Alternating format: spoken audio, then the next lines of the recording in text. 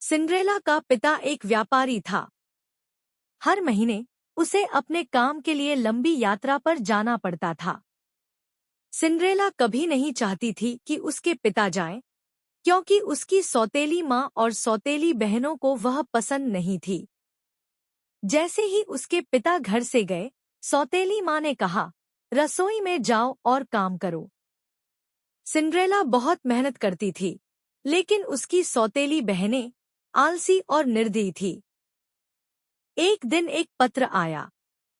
उसमें लिखा था, मैं आपके घर की सभी महिलाओं को एक नकाबपोश नृत्य संध्या बॉल में आमंत्रित करता हूँ। राजकुमार। बॉल वाली शाम उसकी सौतेली माँ ने कहा, तुम्हारे पास पहनने के लिए कोई सुंदर कपड़ा नहीं है सिंड्रेला, तुम बॉल में नहीं जा सकती। रसोई में बैठी सिंड्रेला रोने लगी। रो मत, एक आवाज आई। सिंड्रेला ने ऊपर देखा और एक सुनहरे कपड़े में एक औरत को देखा। मैं तुम्हारी परी गॉडमदर हूँ, उस औरत ने कहा। अब रोना बंद करो। मैं तुम्हारी मदद कर सकती हूँ बॉल में जाने के लिए। अपनी जादू की छड़ी घुमाते ही परी गॉडमदर ने सिंड्रेला का पहनावा और जूते बदल दिए। वाह, सिंड्रेला बोली। परी गॉडमदर ने इधर-उधर देखा। आहा, उसने कहा, और एक कद्दू एक सुंदर बग्घी में बदल गया। ओह माय गॉड, सिंड्रेला चौंकी। फिर परी गॉडमदर ने कुछ चूहों को घोड़ों में और एक मेंढक को बग्घी चलाने वाले में बदल दिया। कमाल है, सिंड्रेला बोली। अब चलो, बॉल के लिए निकलो, परी गॉडमदर ने कहा। लेकिन याद रखना, यह जादू सिर्फ आधी रात तक ही चलेगा। सिंड्रेला बॉल में सबसे सुंदर महिला थी।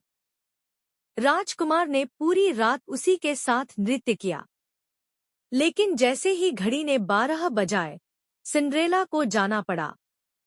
ओ नहीं, वह बोली और महल से भाग गई।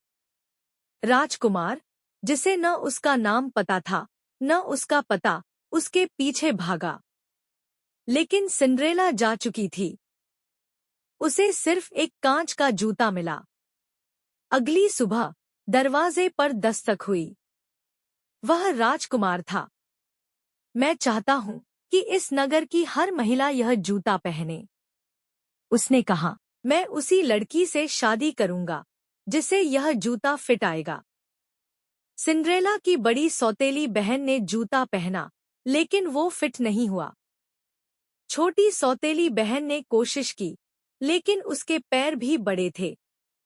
अब तुम, राजकुमार ने सिंड्रेला से कहा। लेकिन वो बॉल में नहीं गई थी। सौतेली माँ और बहनों ने कहा। बिल्कुल, वो जूता सिंड्रेला को पूरी तरह फिट आया। मुझसे शादी करो और इस घर को छोड़ दो, राजकुमार ने कहा। मुझे बहुत खुशी होगी, सिंड्रेला ने जवाब दिया। तो सिंड्रेला और राजकुमार की शानदार शादी हुई और वे हमेशा खुशी खुशी रहने लगे।